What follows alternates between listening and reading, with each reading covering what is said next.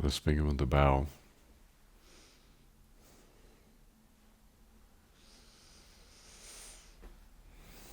Good evening, everybody, and welcome to our live stream for this week. I thought it would be interesting for us to go a little bit further in working with our somatic meditation, and in particular to begin meditating, bringing the heart more explicitly into the process. So I want to begin by talking to you a little bit about the process of meditation in Vajrayana, which is somatic meditation, and the way in which it connects with the whole world of the feeling and the knowingness of our human heart.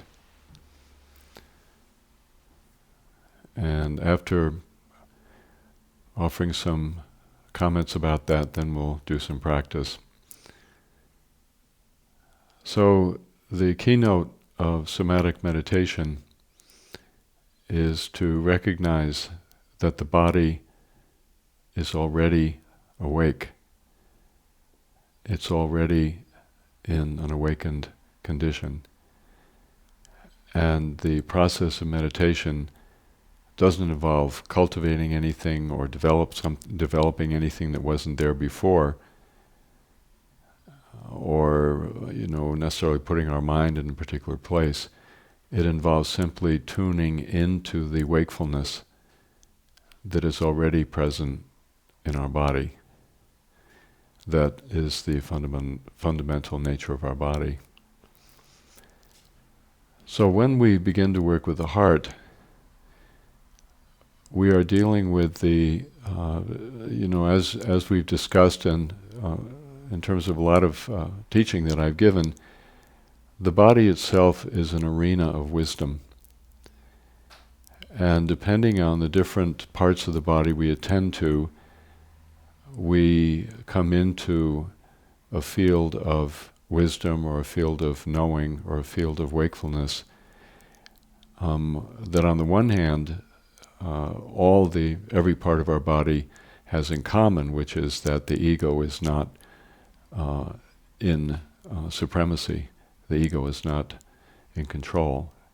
In fact, the thinking mind has been set aside. So whatever part of our body we're touching, it's always going to be outside the realm of our conscious self and our discursive thinking process of the ego mind. At the same time, different parts of our body bring forth different aspects of wisdom. In the Vajrayana teaching, we talk about the 5 wisdoms, which are really 5 dimensions of the awakened state. These 5 so-called Buddha families involve the wisdom of clarity, mirror-like wisdom, and that's the one that we normally associate with enlightenment, that kind of crystalline clarity of awareness. But that's actually only one of 5 dimensions of the awakened state. The second one is the awakened appreciation of the world. Sometimes we think that appreciation is something that is ego-based. It isn't. It's actually inherent in the awakened state, appreciating things for what they are, appreciating the diversity and the richness and the abundance of all of the things that happen in life. The third one is the energy of love and communication.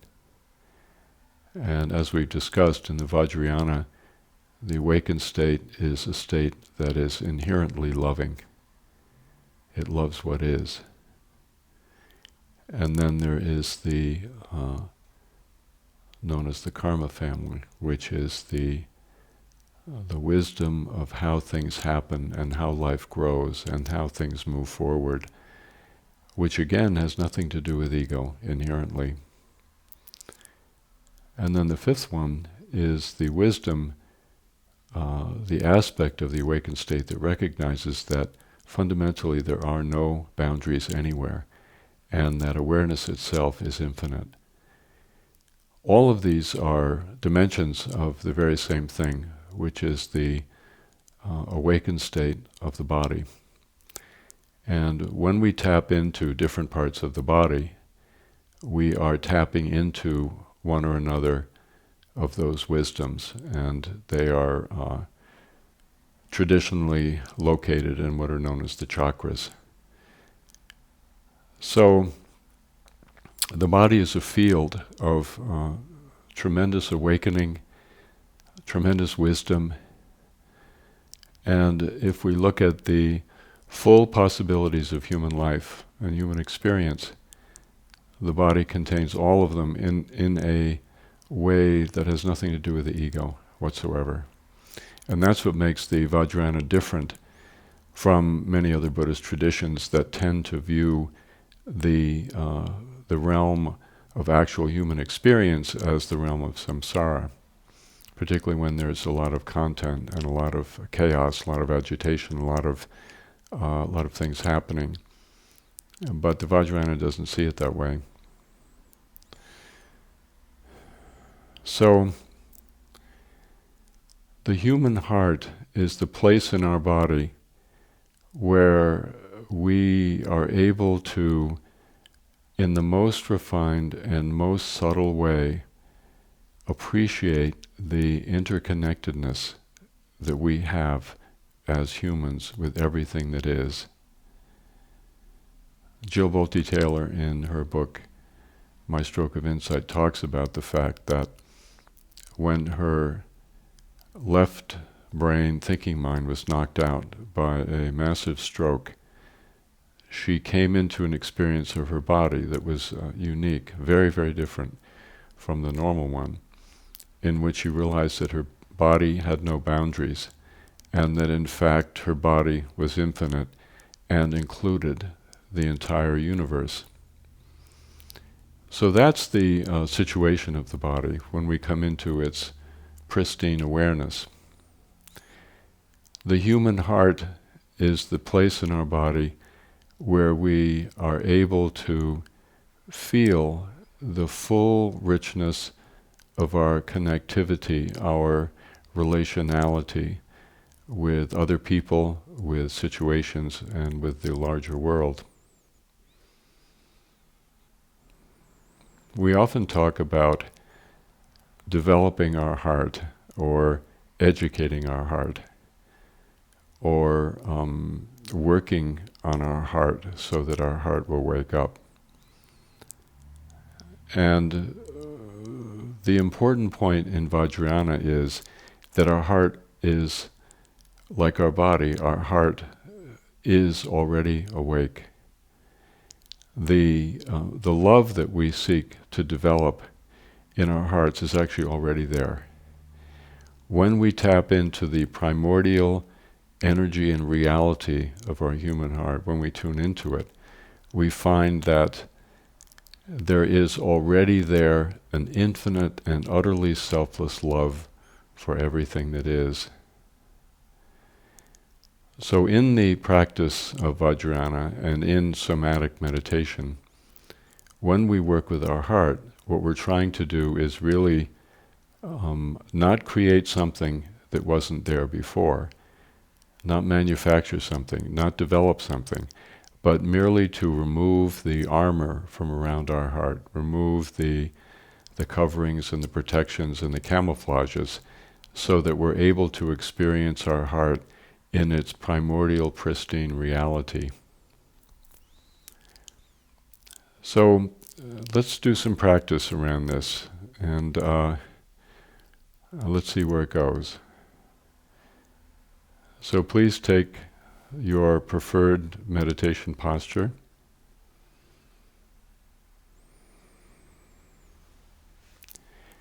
We've been using the yin breathing as a reference point in our practice, so let's begin by breathing into the lower belly. And we'll do this for a few minutes to bring ourselves down and back into our body.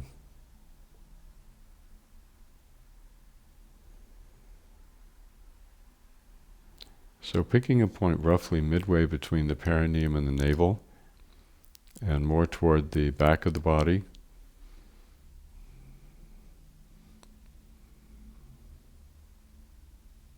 And filling forward on the in-breath. So there's a sense of a balloon filling on the in-breath in the lower belly.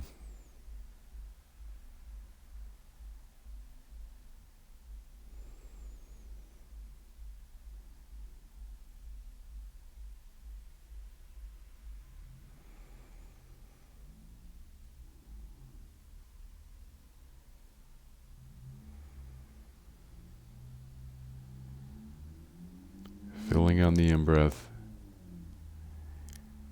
and deflating slightly on the out-breath. And keeping our attention in the lower belly throughout.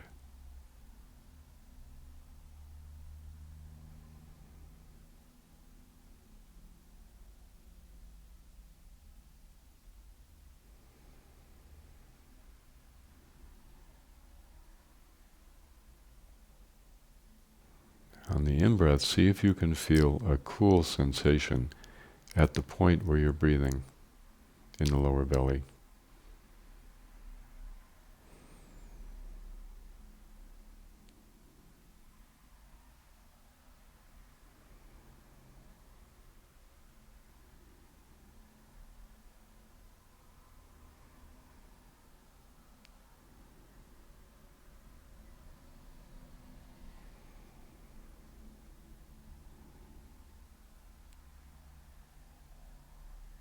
And then trying to relax everything into that coolness, that point where you're breathing. Feeling the coolness on the in-breath and folding everything into it.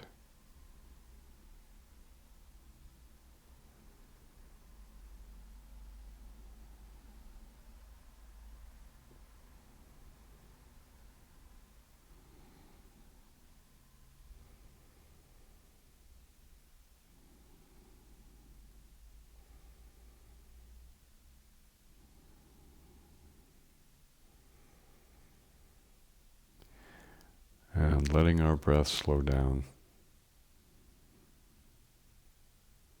Feeling the beauty of the breath as it enters the lower belly. Peacefulness.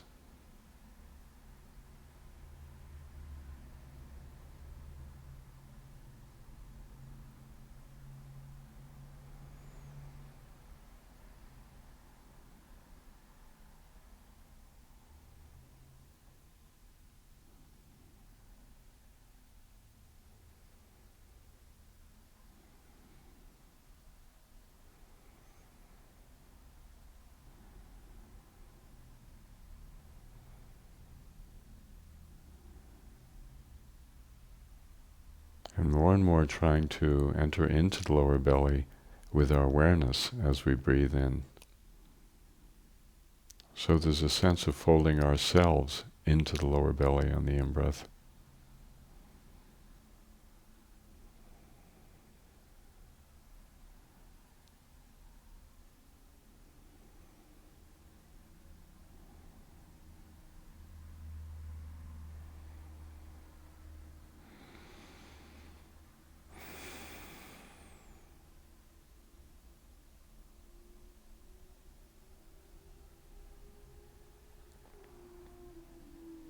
And once again notice, even if you're feeling some agitation, the space in the lower belly is utterly open and utterly peaceful. And right now we're trying to connect with that peaceful, open stillness.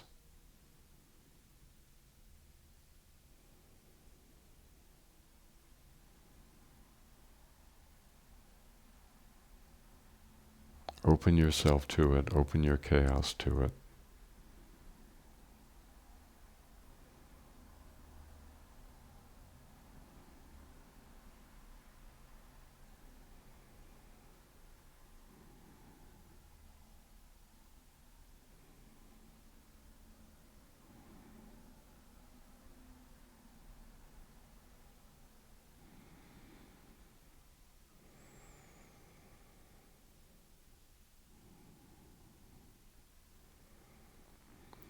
And then beginning to bring the space of the lower belly up the central channel, just inside the spinal column,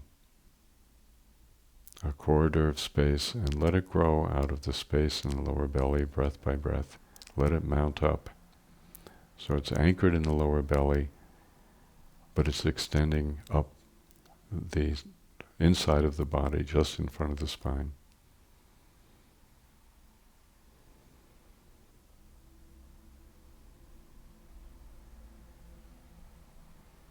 Coming up behind the navel.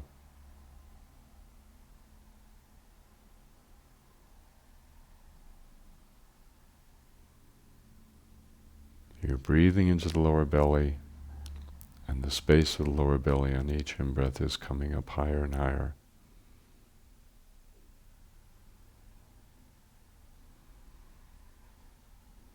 Up behind the solar plexus.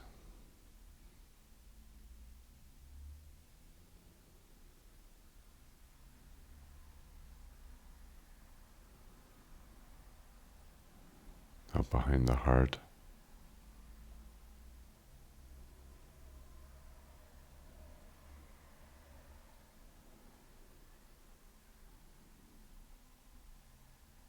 Up behind the clavicles, the collarbones.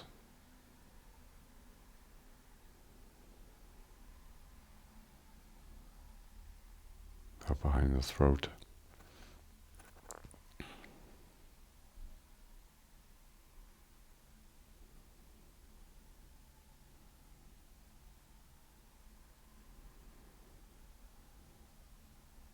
Up through the palate.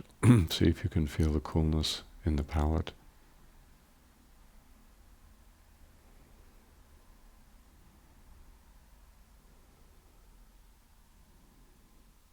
And then up to the bump, the occiput on the back of your head.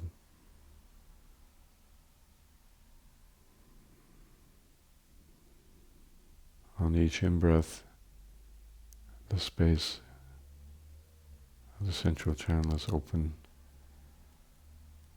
and slightly inflating.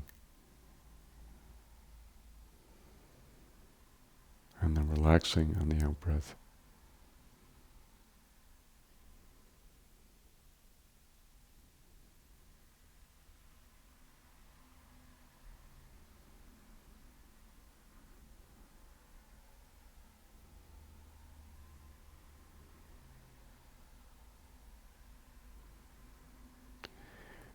And then staying connected with the lower belly, just maintain that sense of being rooted there.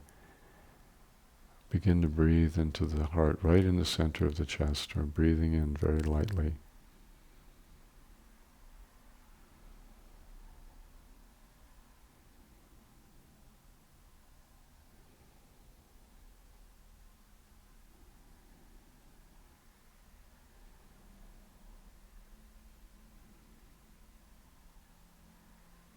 And just as you breathe in, just feel the sensations in the center of your chest.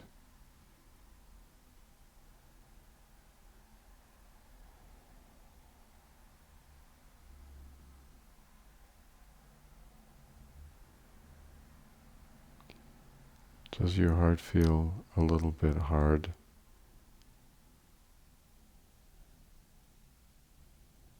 Does it feel armored? Is there a feeling of shackles around your heart?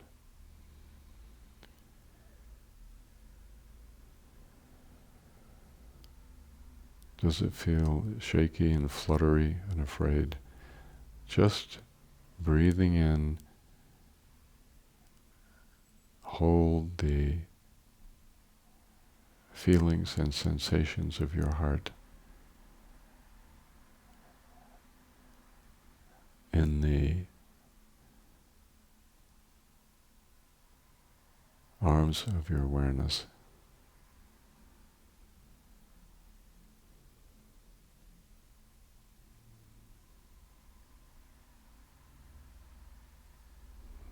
And then begin to explore whatever painful sensations are there in more detail. If you feel your heart is imprisoned, where are the walls of the prison around your heart? Try to feel just where they are. If your heart feels constricted, what is that like exactly? No judgment, no labeling, no evaluation, just feel. And open yourself to the pain. It could be achiness, it could be a feeling of deadness, it could be twinges.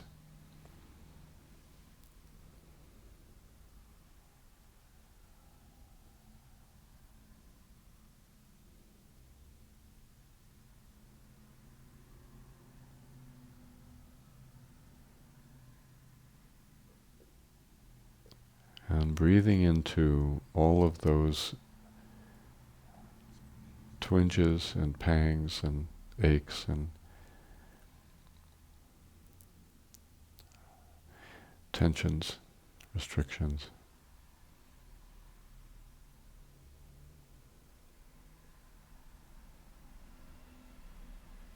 We talk about releasing tension in the body in order to access the deeper mind, the deeper awareness.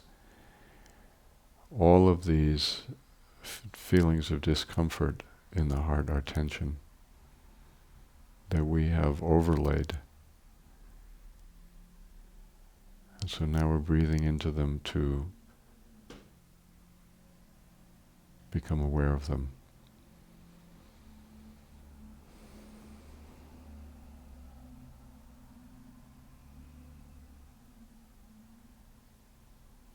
And then we're going to visualize that this heart of ours, this closed, constricted, defended heart, is the bud, the closed bud of 1,000-petal lotus.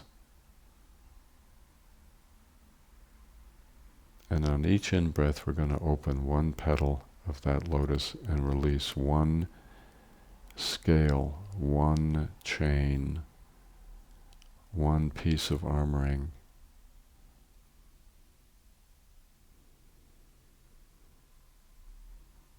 First the green leaves around the bud open,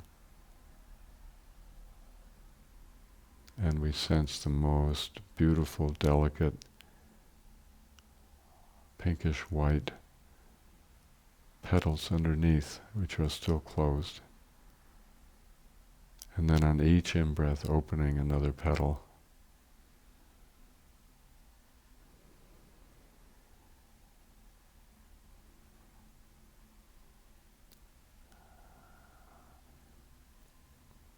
Each petal is one of these pains, one of these pangs, one of these aches. As each petal opens, imagine you're letting that go. And the heart is beginning to open, open, open.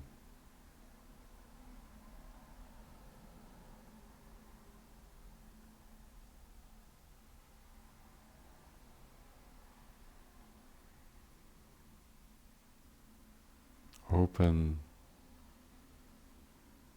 and extend. So the blossom it's beginning to go like this, petal by petal by petal.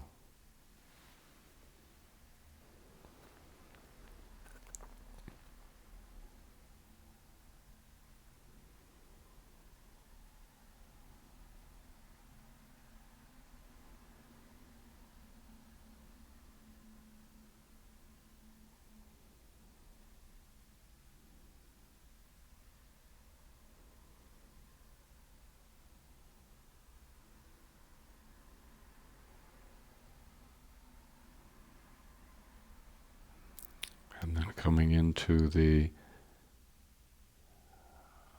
more inner petals,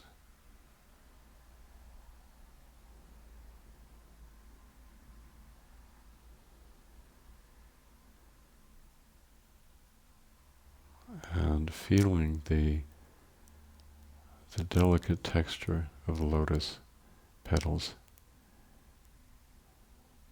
and their soft, creamy color, slightly pinkish, and how pristine they are and how sensitive.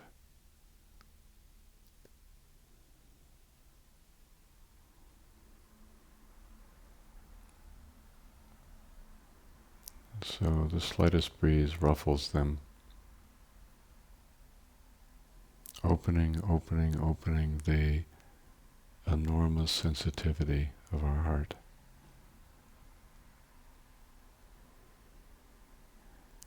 Relaxing from the middle out. Relaxing, letting go, opening the lotus, relaxing, letting go.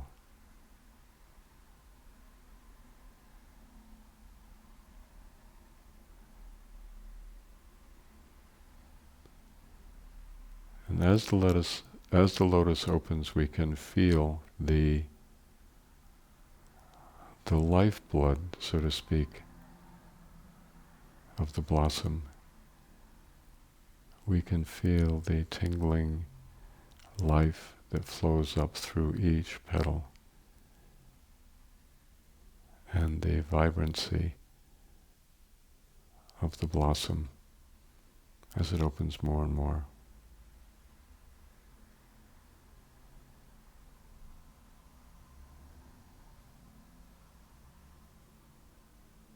It's almost as if the space of the heart is alive.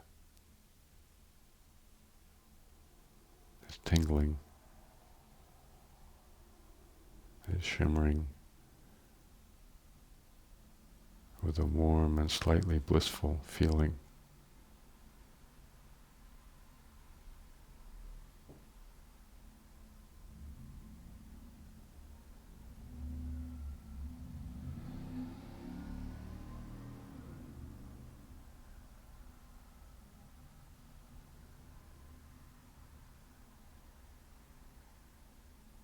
And then see if you can feel the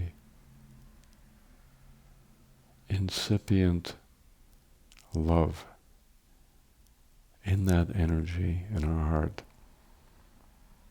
It's not really full-blown love, but there's a sense of tenderness and soreness, sensitivity,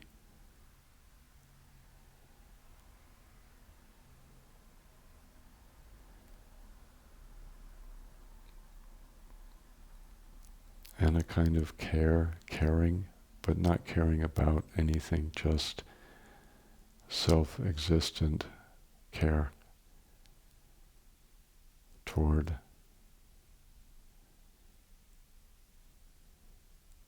whatever.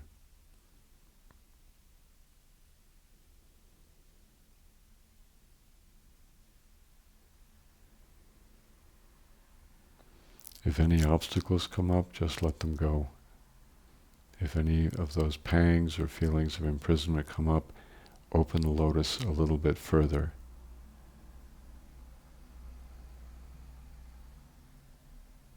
And then feel the energy of the lotus, warm,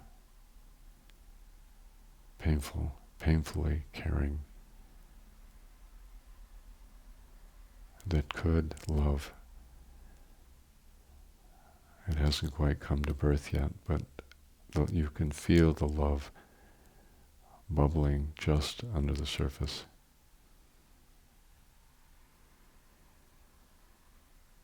It's not exactly an emotion, it's a feeling, even a sensation.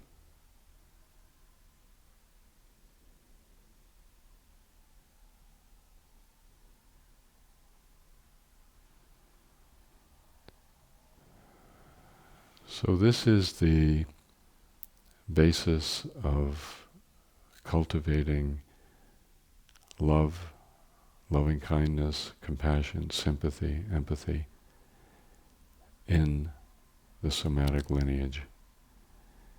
It's awakening the sentiment of the heart.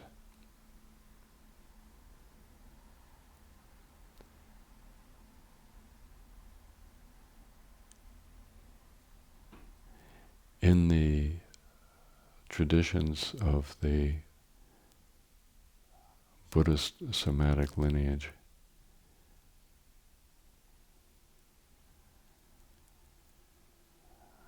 the heart is the deeper mind. The term chitta in Sanskrit means the way the heart knows and what the heart knows. It has nothing to do with the thinking mind.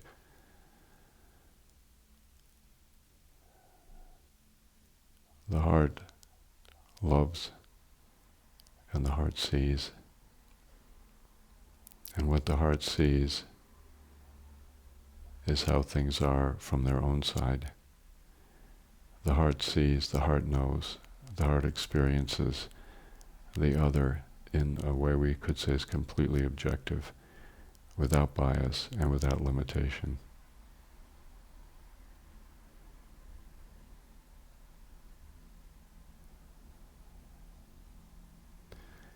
So, a lot of territory to explore here, and I hope in the next few live streams we can continue with this line of practice, beginning to work with the heart and explore what it's like to know things from the viewpoint of our human heart once it has been unburdened of all of the protections.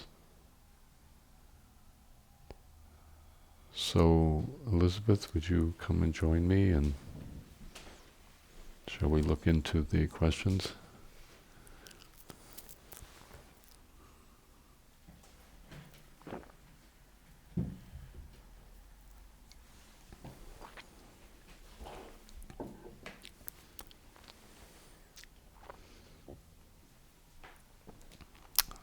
How you doing? I'm well. You? I'm doing good. How's Serena? She's good. Is she? She's discovered the power of no. The power of no. It's Okay. a favorite thing. Yeah. That's very important. Power of no is a very important word. We have two questions that I put together from last week's practice. The first one is, my question is about the instruction for breathing into the hole halfway between the perineum and the navel, toward the back of the body. When you say breathe into this, what do you mean? What is the orientation of the hole, and what is the direction of breathing into it? Front to back, up from the bottom, downward? Or is it some kind of vortex taking the breath in from all directions? And when we are instructed to look behind it or through it, what direction are we looking? I'll tell you how I do it, but one thing that is very important is there is an energetic portal in the lower belly that is well known in really all the yoga traditions, Taoism, Buddhism, Hinduism, and so on. And you breathe in to the midpoint, roughly midpoint between the navel and the perineum, a little bit more toward the back. It's not in the front. It's a little bit more toward the back. And you're looking for that portal. That's what you're looking for. The way I do it is I view it as sort of sitting upwards, and I'm looking down into it and breathing down through it. But there are other people that will have it tip sideways that I've talked to, and that's the most comfortable thing for them. So basically, you kind of have to figure out, given your physiology and your personality style, you have to figure out what is the way of visualizing that portal that works the best for you. And then you're breathing, you're pulling the breath through it, or you're sending the breath through it, however you want to think of it. And then when you go through it, you're going with the breath. So you just have to figure out, your own orientation for that. What do you do when you do that practice? How do you visualize it? I start from the center of it and expand. It's as if I'm in the very center of it and I expand outward. this person was also asking, where's the breath coming from? Mm-hmm. And I was exploring for myself. Mm-hmm. When I go through it, I think I go down and almost back. Yeah, that's Yeah. what I do too. Yeah. Mm-hmm. The breath isn't coming from anywhere. I'll give you an analogy. When you do tumo practice, you're breathing into, you visualize a little flame right in front of your sacrum, and you breathe into the flame, but the breath doesn't come from anywhere. You just like you're just breathing into it. And when you talk about it, it sounds strange, but when you get used to it, you can actually breathe into any part of your body whatsoever, and it's not purely physical breath. It's more, even more fundamentally, the inner breath. So you can breathe into your heart, you can breathe into your perineum, you can breathe into your liver, and the breath just goes directly in, if that makes any sense. Along the same line of questioning, Marcia in Seattle asks, my practice with the infinite space is rich, and I have a question about the curtain. Mm-hmm. I find it hard to know how to hang it. It seems so two-dimensional when the infinity is so beyond dimension. Does it hang behind the palette vertically, horizontally, or something else? I wonder if you could help me with that, since I feel I miss something in your go when I cannot fully experience the curtain. Mm-hmm. Well, we're talking, the way I'm teaching it here is that the curtain is in the lower belly. So this is, these are good questions, and partly they're answered just through practice and experience, but I could say a couple of things. When we are, let's say we're opening the space in the lower belly, and there's a feeling of, like you're saying, you're breathing through it, and then you open that space up. That space is not ultimate space, because we are, how can I put it? We are looking at it, we're experiencing it as a certain way, and the space very quickly begins to cloud over, very, very slightly. It's as if we're looking at space and we know what we're looking at. And the curtain, whichever way you have it, like if you have the hole like this, then the curtain is going to be hanging with the seam down the middle there. If you're holding it like this, the curtain is like this. And what you're doing is you are creating an abrupt shift of mind when I say go, and you pull the curtain apart. And that abrupt shift opens an experience of space on the other side before it has become clouded over. So I would say experiment with it and see how it goes, see what you find. Another questioner, they get very concerned when they don't have an experience when you do that, because they know it's pointing out, and there's that sense of what's wrong with me if I don't feel anything or didn't go anywhere. Or Well, I would not assume that the experience wasn't there at all. In fact, the experience is there. Anytime there's any kind of abrupt shift, that opening is there. But the thing is, our ego has ideas about it, and the ego's ideas are not satisfied ever about this kind of experience. And we're always going to think we missed it, or we're always going to think that somehow it must be something else. And so I wouldn't take the self-doubt very seriously. And about that feeling of defeat, Caroline told me, was quoting to me something Jung said, C.G. Jung. He said, whenever the deeper self shows itself, the ego is always defeated. So I think what happened was the deeper self showed itself, and you felt defeated. And I think that's the point. That's how it goes. So I would not think too hard about it, and I would just experiment with the technique and see what you find out.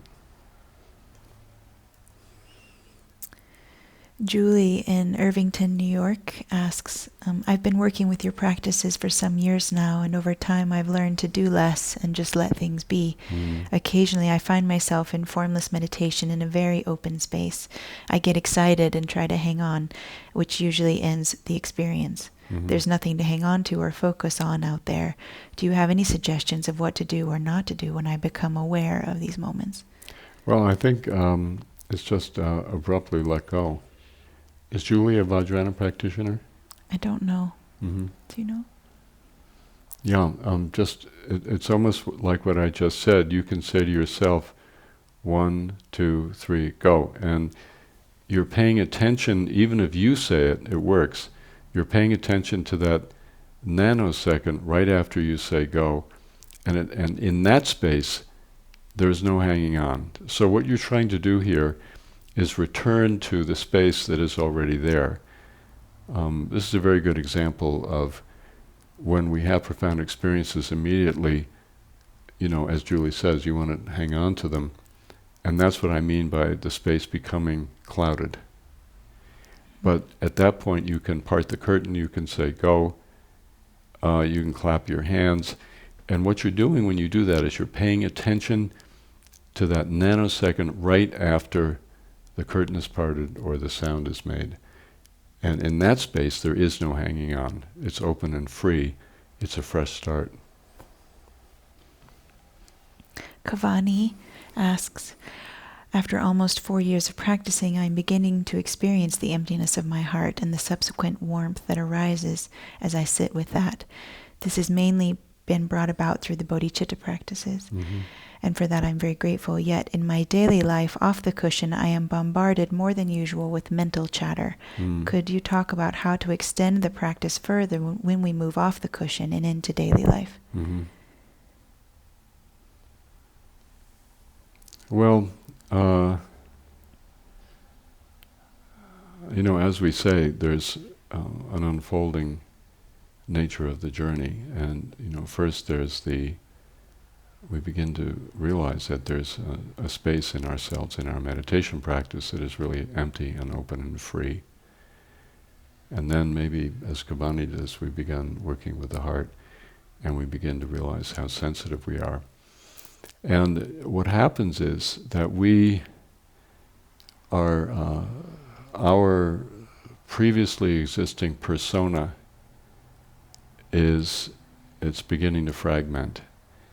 And we are beginning to our defense mechanisms are beginning to soften, become more porous, and then we begin to experience the world much, much, much more vividly and sharply and acutely. And when we do that, initially our reactivity is heightened. It's almost as if prior to practicing we walked around in a kind of daze, and we were kind of numb. And a lot of things happened that we felt in our body, but our ego didn't react to it because we were so checked out. Well, the more sensitive we become in our body, the more we really begin to feel the actual experience of being a human being, which is enormously, highly energized. There's so much going on around us, and our body really literally feels everything that goes on. So initially we're going to be more triggered and more activated, and we feel like, sometimes we feel like we're going crazy, and we feel like our neurosis is much worse. But actually we are, that's a sign of tremendous development, because we're beginning to actually work with our true human situation. So what we have to do is double our commitment to our sitting practice.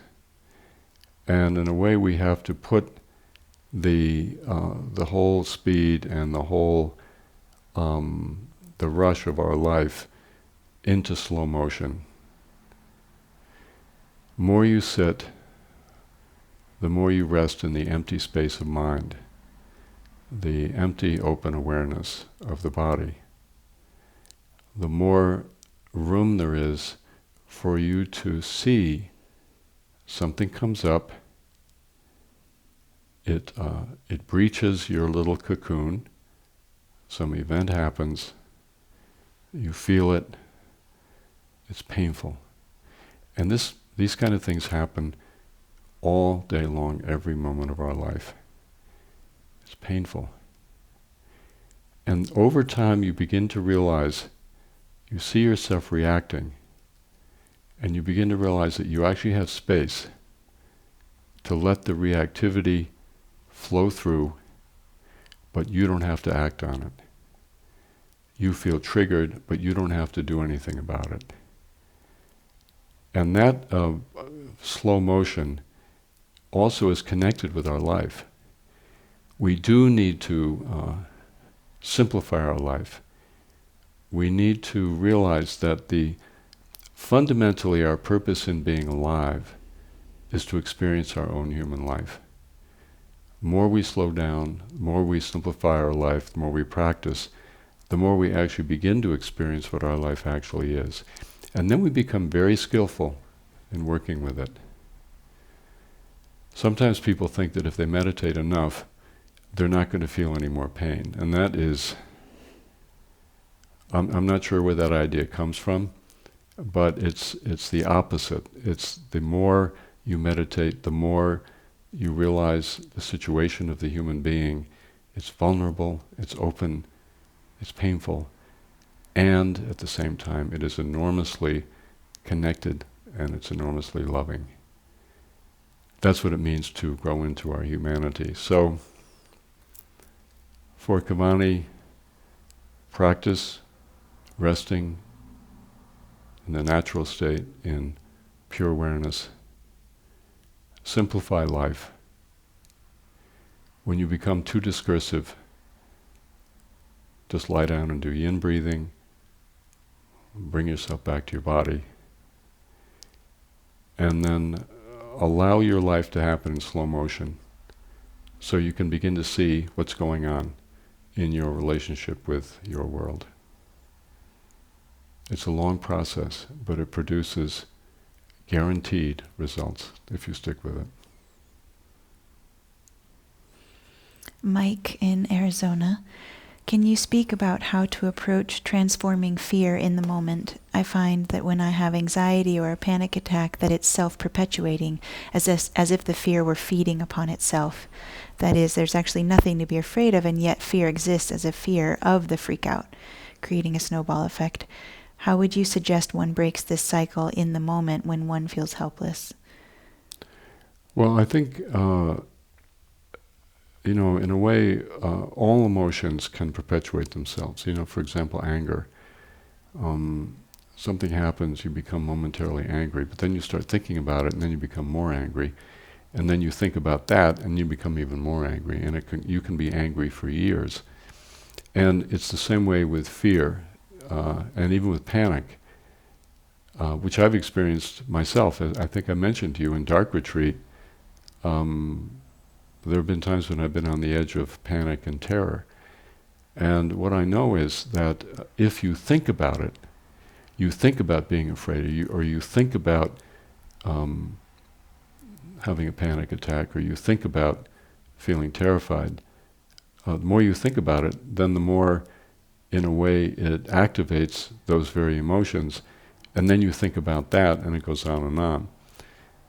I would say the simplest and best way to work with fear is to, and let's talk about strong fear, because frankly, pretty much everybody is afraid all the time of everything. I mean, that's why we survived as a species, because we're highly paranoid and highly afraid and highly on the alert. The people that weren't afraid didn't make it, they got eaten.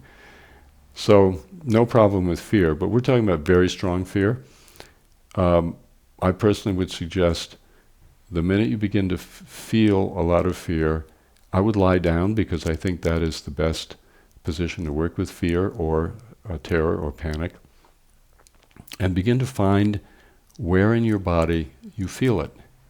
And then begin to breathe into that place and bring the breath into the emotions that you're feeling. When you do that, you won't be thinking about it, and there's an immediate process of downregulation that's going to begin happening.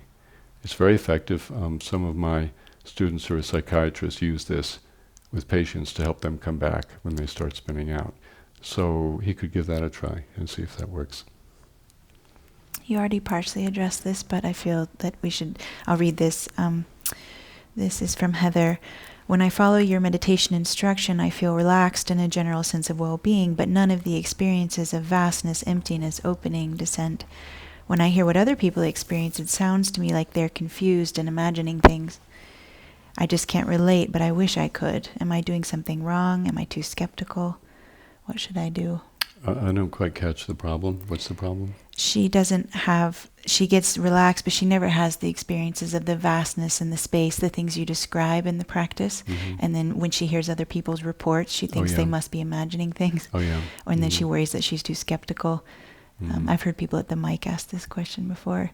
Yeah, I mean, everybody has different experiences, and I wouldn't rule it out that some people you talk to claim they have experiences that they don't. So, but the thing is, I wouldn't get really hung up on other people particularly, and I also wouldn't get hung up on any kind of timeline for yourself. In terms of my own practice, it was years and years before my mind began to slow down enough so that I realized what was going on. I mean, it took a long time. And I would just, suggest keep working with the body, because what's going on with the body work, whether or not you experience some of the things that I talk about, your body is, the more you come in touch with your body, the more your whole psyche is going to heal and come online and become balanced, between your body and your thinking mind. Sooner or later, the gates are going to open and you will find yourself in a different place. But there's no rush and there's no timeline. So I would just relax and not worry about other people too much. Mark in Montana. I spend a lot of time in the wilderness. Do you teach any somatic walking meditation that I could do or practice while I'm out there? We do. Caroline teaches nature practice, as part of things that she's very interested in. And in her program this past, was it May? She taught her program? I think it might have been April or May, Jonathan?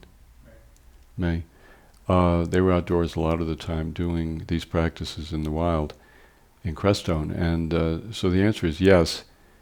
Do we have any of her teaching online, about any of the nature practice? We haven't yet. We were going to develop it into a course potentially. Yeah, we're gonna take some of her talks from her May program and have a study course, an online course, and I'll mention it to her, to include some things about walking outdoors. But I think the main thing is really being in nature in a very deliberate way with your body, which includes, for example, when we do the earth descent, you do it on the actual earth. And when you are, when you're with water, you put your mind into the water. So you're in nature, but you're putting your mind into the natural world around you. So hopefully we can get those teachings up for people pretty soon. Tom in California. In a past live stream, you mentioned the basic witness as a particular inner point of reference. I'm familiar with this awareness, which always seems to be an inner viewpoint observing from behind the rest of my usual experience, from some location in the back of my body. I'm usually so detached that I'm left feeling uncaring about all the normal things I care about. It isn't disturbing as much as unnerving. I default then back into my usual patterns of thinking and reacting. Can you say something about the experience of the basic inner witness and its place in somatic practice? Well, it's not at all personal. He's talking as if he is going, he's looking and he's seeing and he's not caring. It isn't really, he's probably not going quite far enough. There's another step you can take where you actually surrender your own viewpoint into the, I would say, the knowingness of the body, the awareness of the body itself, which is completely impartial. But the important point is that the fundamental awareness, the Buddha nature, is not uncaring at all. It holds the totality, and it appreciates the totality, and it loves every particular. So I think he's kind of caught in the middle ground where he understands the notion of a witness that is not involved in the basic everyday ups and downs. But the next step is that it's really not you. It isn't you. It's something that's going on underneath everything and behind everything. And it's a matter of just, utterly surrendering even the watcher, the person who's watching. It's even beyond that. And again, that fundamental awareness, which is the same thing as the basic space of the universe, it's actually all loving. And we find out about it in the heart. That's where we discover the caring dimension, the loving dimension of the awakened state. To Deva in London, I can feel Trungpa Rinpoche's teachings coming through you, and I love how the Dharma is taking form in the modern world. Do you think we still need all the old Buddhist formulations and lists, the Four Noble Truths, the Eightfold Path, the Three Lakshanas, etc.? I do. I think that most, all of those classical teachings, which, for me, I've studied for, if you want to go back to my first Buddhism course, that was 1962. How long ago was that? 45 years? 50 years? Or whatever. Yeah. That's what I personally studied my whole life, and I've used those, templates and structures and lists because they're very complete and they contain the teachings. If you want to give a complete talk on Buddhism or a complete teaching, you can talk about the Four Noble Truths because everything is in there. And I feel for most people who want to be Buddhist, because there are other ways to practice spirituality besides Buddhism, as such. But if you want to be a Buddhist, I really think a tremendous amount of training in the classical tradition is important. But then the next step, which is what I'm doing, and I've been doing, for the last, I'd say 15 years, you have to realize that the Buddha himself used language, the everyday language of his world. And he was not using categories that he'd gotten from past tradition. So I think after you have assimilated the classical tradition, again we're talking about if you want to be a Buddhist, and especially if you want to be a Buddhist teacher, I think you do have to, or you don't have to, but I think it's very beneficial to really immerse yourself in the classical tradition. But then you're going to have to figure out a way to do the same thing the Buddha did, which was to use the language and the idioms and the imagery and the concerns of the world you live in to communicate the Dharma. Because what is the Dharma? The Dharma is simply showing people a way to experience their life without judgment, without evaluation, without hiding, without camouflage, without protection. So there's a sense that the human person can be completely and utterly open and present to the world they live in. That's what we're looking for. And if you stay with the classical tradition and its terms, you're going to have a tough time communicating to most people in this world. Adam in North Dakota. Lately I've had a flare-up of chronic pain that I've been managing for years, and I find in chronic pain that my ego is greatly challenged since I'm young, healthy, and I should be living an active and social life. In meditation practice, I find the intensity of the pain very challenging to the ego. Any advice on relating to pain in both relative life and in practice?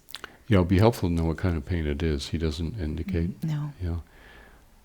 I mean, generally, you hear this from a lot of meditation teachers. There are two aspects to pain. There's the just bare facticity of it. I'm assuming he's talking about physical pain, right?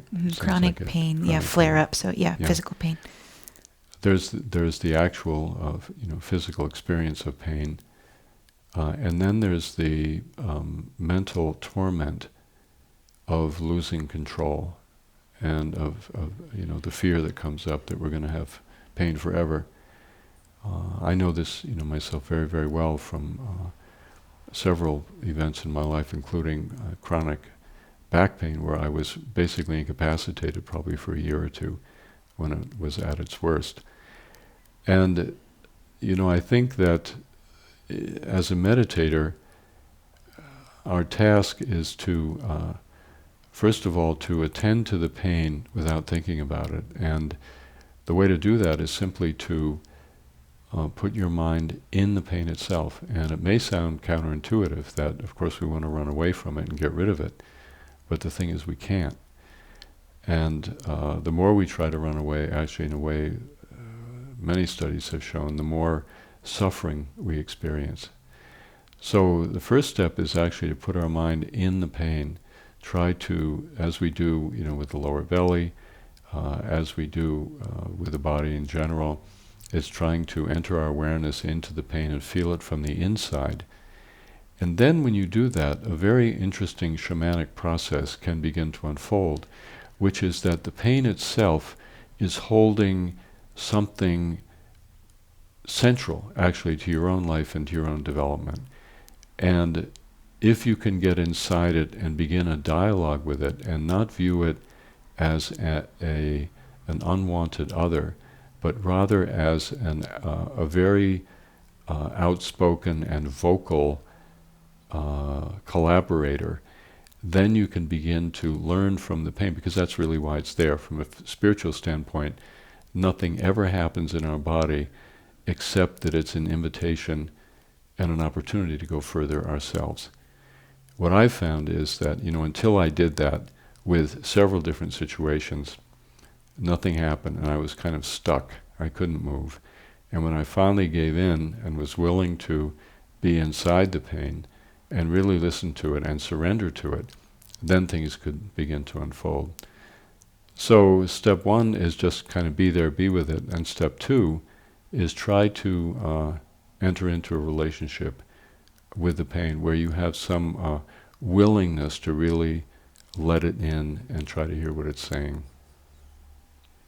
This is a nice follow-up to that. This is Christian in Norway. Mm-hmm. I was recently sick with bronchitis during my illness. Even when I was lying in bed feeling very rotten, I was able to go deeper into myself, and suddenly I felt absolutely amazing. Mm-hmm. Even when my physical body was sick and in pain and feeling awful, the contrast was astounding. Mm-hmm. I recognized this again just now when I was doing the yin breathing. This was last week. Even if it is more subtle when the body is feeling well. I used to think of this as me going into my spiritual body or energetic body. Was this the Dharmakaya body I felt? Is that what the Taoists call the body outside of the body? Well, actually the Taoists call it the body inside the body. It's the embryonic body. And it's the deeper body. From the point of view of the deeper body, there are no problems whatsoever. Pain, suffering, old age, disease, and even death are part of a sacred journey, that we're called to. And I think what happened was you just dropped underneath the conventional body and the body that you think about, and you touched into that feeling of absolute wholesomeness. And even people dying experience that. So, that's beautiful that happened. She says, let's see, this is Jamie. I'm able to settle into my body more deeply if I do some form of physical exercise, particular high intensity, prior to meditation. Is there something in the lineage that speaks to this? I think I agree with that. I'm not sure about the high intensity part, because sometimes that actually increases stress hormones. And I find personally that if I work out right before meditating, it's not so good. Mm-hmm. But I find, and Caroline does too, and a lot of people do, that get outside, you walk, you maybe medium level workout, just get the body moving, have some exercise. It's a very good and very important sort of balancing of the body. And I think also, frankly, being outside, compared to the gym, being outside is enormously nourishing on many, many levels. When you go outside, you're actually, and particularly in nature, in the mountains or in forests or wherever it may be, along the ocean, you're really, frankly, putting your psyche into the hands of the elemental spirits. That's really what's going on if you're open to it. And, you're going to get weather and things are going to happen. You're going to see animals. It's very, very deeply healing and nourishing. And then to come back after that and to meditate is, it's wonderful. And I remember reading a Zen teacher, a Roshi, who was teaching in Japan, said that before his morning sitting, he would go out and walk, for an hour and a half, and then he would come back, and then he would do his sitting for the day. He would sit even in sesshin. So, yeah. Now, in terms of the lineage, do they make a thing of it? No, not really, because in Tibet, in particular, life is so enormously physical, and even if you're, coming from your hut up to the monastery, maybe you have to walk uphill for an hour. So, and the work was very physical, the work of running the monastery. Visiting people, you generally walked. So people were outdoors a lot and very, very grounded and very much in their bodies and very, from our point of view, very exercised, very much tuning into the world around them. So a big deal's not made of it, but it's just because that was, a natural part of their own life. I did some long retreats when I was in India in the Tibetan tradition. Mm-hmm. Sometimes they talk about like the winds and Yes. not stirring the winds. Mm-hmm. So I do these retreats, and you only did walking meditation, and you couldn't leave the grounds, and you were just supposed to like never do anything vigorous. Really? Yeah, and it felt so kind of stagnant to me, but I have noticed, and I've discussed this with Vajra siblings in our Sangha about solitary, and people go out for a jog, Yeah. during the middle of the day or some Mhm. sort of vigorous exercise, and it does really shift the mind. Mm-hmm. I'm curious if you have anything to say about that, like solitary, what do you think about vigorous movement? Again, I think it's a middle way, but between not doing Mhm. anything Mm-hmm. and being too vigorous, so you wear yourself out. Because if you're too tired, then you may feel very relaxed meditating, but you have a hard time being there. I mean, my general experience in retreat is that if I don't get outside every day and do something, I do get stagnant. My energy gets very stagnant. And, I'll get depressed, or I'll just get locked into a certain particular emotion. And so when I do solitary retreat, I make a point, even if it's cold and it's snowing and sleeting, I make a point of going outdoors, for at least, a walk, 45 minutes to an hour walk every day.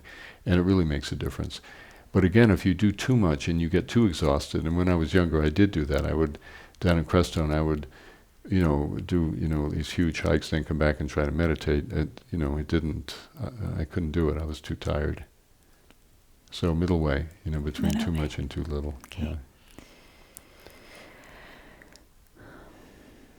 This is from Berg. The Dharma sometimes makes so much sense it hurts, and I think I understand perfectly. Then one difficult interaction with someone I love dearly, and I'm boiling over in anger, Mm-hmm. and proved a complete idiot where the teachings are concerned. Mm-hmm. Sometimes this leads to crushing doubt. What are some ways to persevere when our ignorance dwarfs the tiniest glimmers of understanding? Well, I wouldn't, like I was saying before, I wouldn't, if you become, hypersensitive and you think you're becoming more neurotic, and you get triggered more easily, and you're activated, and I don't think it's. I wouldn't walk around with the expectation that the more you meditate, the more chill you're going to be. As I was saying before, the more you meditate, initially what happened, not initially, but after a while, you're so incredibly sensitive that you're reacting to everything. And that's actually part of the journey. It's part of what happens. And then you have to start working with that. And again, just to repeat, simplify your life, reduce stress, because stress is hugely counterproductive to meditation. If we allow ourselves to get stressed beyond a certain point, practice really becomes just sitting there and waiting for it to be over. So simplify life, try to reduce stress as much as you can, and spend, at least, one session a day doing shikantaza and trying to rest in the empty, open awareness of your body. And then, we can begin to work with our hypersensitivity and hyperreactivity. But it's very, very important not to be judgmental about it. He sounds like he's really getting down on himself, and there's no reason to do it. I mean, it just gets in the way.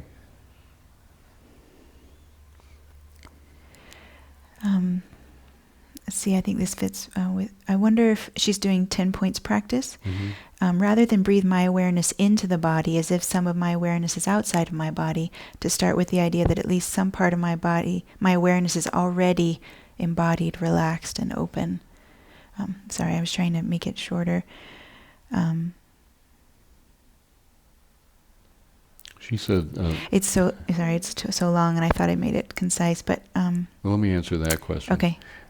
She says to start with the idea. Well, I wouldn't start with any idea. I would just do the practice. I would just do it. Breathe into your body. Feel you're bringing your awareness into your big toe. Sitting around thinking that your big toe has awareness isn't really going to help, because the thing is we don't experience it. So what I'm saying is, let's try to get into our big toe and let's try to feel what's really going on there. But this isn't about having ideas about anything. It's about actually just doing it, if that makes sense. Mm-hmm. Yeah. I think that answers it well, yeah. Marilyn asks, should we seek for extraordinary cosmic experiences? How does this compare to not seeking for this kind of experience, as in the Zen tradition of ordinary mind? Well, I think seeking for anything is, it's human, and we're going to do it. But that's not Dharma. We can seek for anything we want to, experiences, or we can seek for just to be ordinary people, or we can seek for pleasure, or we can seek for pain. But the basic point is just actually doing the practice and realizing that the seeking mind, whatever you're seeking for, it's not relevant, actually. So just doing the practice and finding out what happens, when you do it. And then all kinds of things happen, but setting aside the wanting mind, or the seeking mind, or the ambitious mind, or the expectant mind, we need to set that aside and then practice. Yeah. John in Denver asks, lately I've been falling asleep while in the lying down position. For example, in 10 points practice, I'll doze off before getting to the midsection and then wake up towards the end, skipping over an entire part of the practice, and I feel like I'm trying to catch up. I've heard you say in audio recordings that being asleep is being awake, and I'm wondering if you could please elaborate on that. While I do feel it is helpful to get right up to the edge between being awake and asleep, if I cross over the edge, then I am awake. When I'm awake, my practice feels more like a refreshing nap. Mm-hmm. I don't really see a problem there. I think it's so important just to trust the body, and if you lie down to practice and you go to sleep, it's probably what you need. It's probably what your body wants at that point. I think, what I've said in my teaching is that at a certain point, particularly in solitary retreat, you go to sleep, but you're not asleep. There's an underlying river of awareness that is there.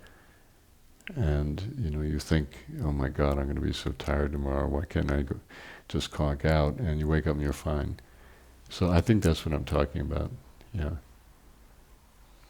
When you're asleep, you're definitely asleep normally, right? You're not awake. So.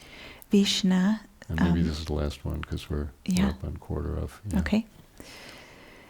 I am in a Peter Levine style therapy, and I'm encouraged to stand up for myself and make my needs known, and that feels to me to be at odds with the Buddhist teaching that there is no separate self. Could you please advise me if there's a way to understand that instruction in a way that is in sync with the Dharma? Well, these are two different statements. The statement that you need to learn to stand up for yourself is what I would call path. It's a path statement. It's a path teaching. In other words, in order to grow, we begin to need to take responsibility for ourselves, and part of it is giving voice to who we are, and that's very, very important. What the Buddha's talking about is what I call realization statement, which is ultimately we see that there is no separate self. But the thing, to get to that point, you got to do what he's doing. You have to begin to take ownership of yourself and hold your experience, and you need to figure out, when you can't voice your experience with other people, we need to figure out why we're not doing that and what's going on there. And by doing that and working through the various developmental issues we may have, then we eventually get to a point of realizing there is no separate self. But we're not there yet, and it's very important not to apply fruition statements to where we are on the path. Otherwise, there's no path, anymore. Very good. Well, thank you, Elizabeth. Thank you. Lovely to see you as always. You too. Thank you. And thanks to everybody for being with us. Just to give you a heads up, just a couple of things. Next week we'll have a regular live stream. And then the following 2 weeks, I'm recording a new program for Sounds True. And we will have the live streams, but I'm not sure exactly how it's going to work or what we're going to do. So we'll get that figured out. And then the following week is Thanksgiving, and we won't have a live stream that Thursday, but then we'll pick it up after that. And at that point I'll be on retreat in Hawaii, but we're trying to figure out a way for me to be in my retreat facility and still do the live streams. We haven't quite got that figured out yet, but we're working on it. Caroline asked me to mention to you that Caroline is chair of the Dharma Ocean Board, and in that capacity she asked me to mention to you that we have our Datun coming up this winter, and I'm going to be teaching 2 weeks. The first 2 weeks are taught by Neil McKinley, who has taught Datuns before, a very, very good teacher and very solid practitioner, and I'll be teaching the second 2 weeks.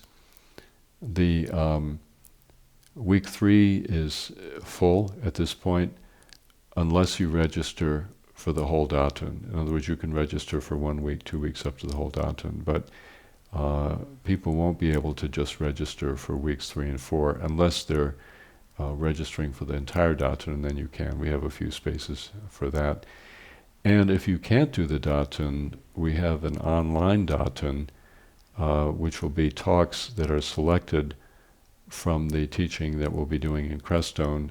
It's going to be the second 2 weeks of Datun, and there'll probably, I don't know, what are you thinking, like 2 or 3 talks and guided meditations a week, or 4, or I'm talking to Jonathan now. Probably four talks and 4 guided meditations. There'll be discussion groups and forums. Mm-hmm. Yeah, so we'll have talks from the Datun, guided meditation from the Datun. There'll be live discussion group for the online Datun people, and meditation instructors also. Yes. To help you with the practice. And you can sign up for that if you go on the Dharma Ocean website under programs, is it? Under programs. Yeah. Program calendar.